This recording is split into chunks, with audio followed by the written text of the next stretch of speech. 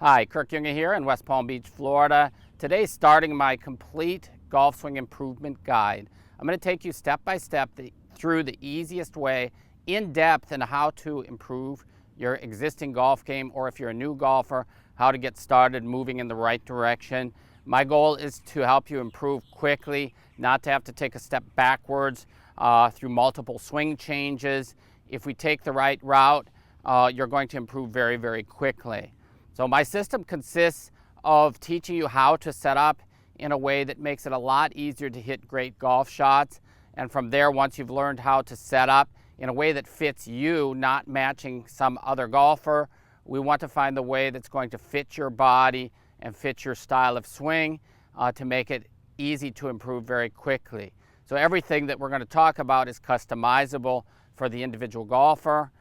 This is going to be a series of videos and going step by step, so it doesn't matter if you're an existing golfer or somebody who just began the game. You're going to want to subscribe here to my channel. Click the red subscribe button below to get notified as new videos come out. Click the bell to accept notifications. That way you won't miss any of my new videos coming out that are going to help you improve your golf swing. We're going to get started, and I believe in really keeping things as simple as possible so that it's easy to follow.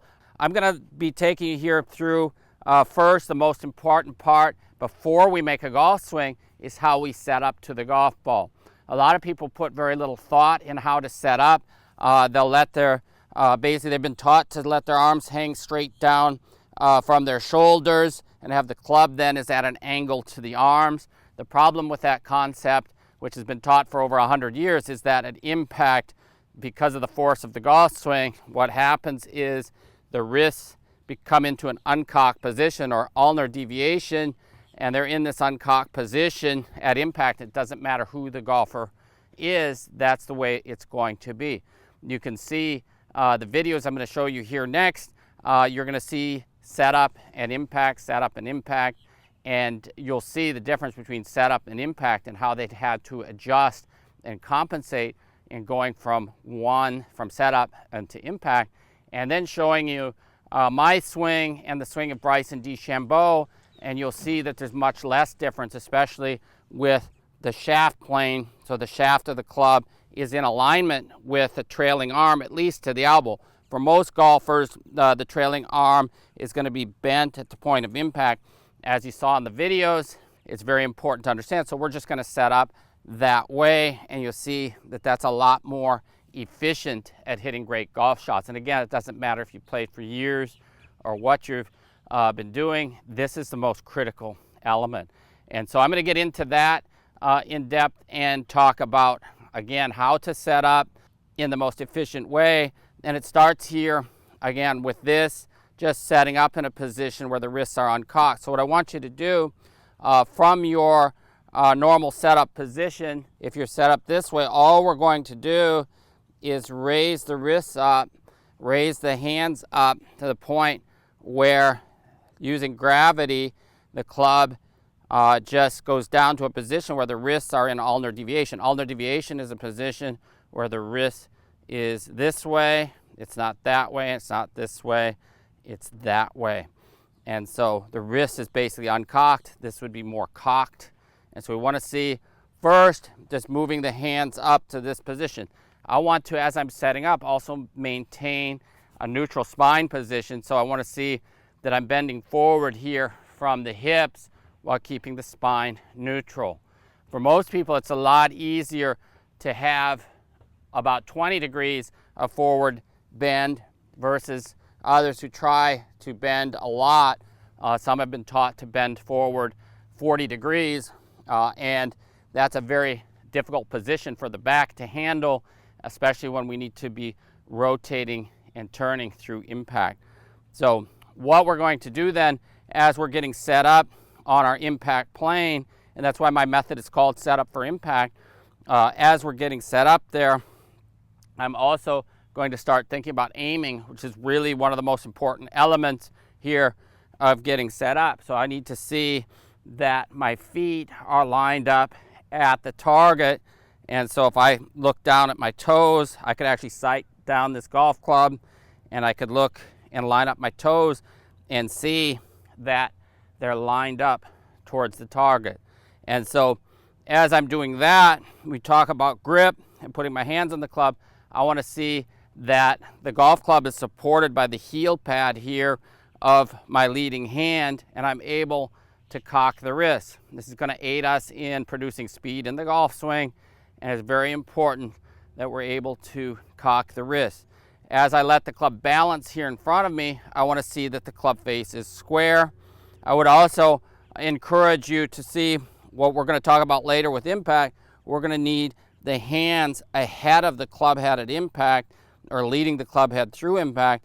We also want to see that when we do that, we want to see that the club face is square. So if you've been putting your hands on the club in a position, your lead hand with the back of the hand towards the target, when you do this, you'll very likely see an open club face. Some of you won't. Some of you will have it square because you're going this way, but most of you then would see it's open. What I want you to do is to adjust it so that the club face is then square. For those of you having trouble slicing the ball, this is going to fix that issue. As we're getting set up there, as we're doing that, we're already in the uncocked position, what we'll call ulnar deviated position, so we can set up on our impact plane. And as I'm looking at ball position, I have an 8-iron here, and so with an 8-iron, the ball position is going to be slightly forward of center. Sometimes the camera can skew that the way it looks there, but if you look at the center of my stance, I'm going to have the ball position a couple balls towards the target from the middle.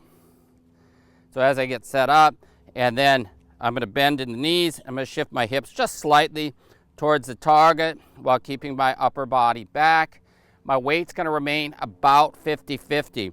So the hips have moved forward and my upper body is back. So that's kind of counterbalancing the weight. And from front to back, it's also going to be more in the middle of the feet. So I want to feel the weight here in the middle of the foot. So as I get set up, and then I'm going to put the trailing hand on the club.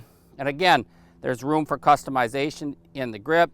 And so I'm going to put the trailing hand on the club with my trailing hand. It's going to come in here from my trailing leg.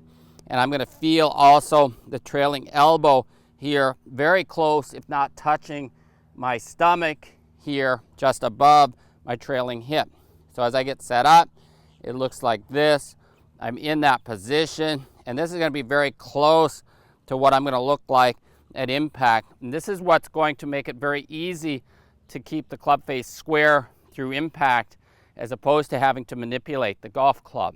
So as we're getting set up here, we need to understand that we need to have a consistent routine where we're getting set up, we're checking our aim, I have good posture.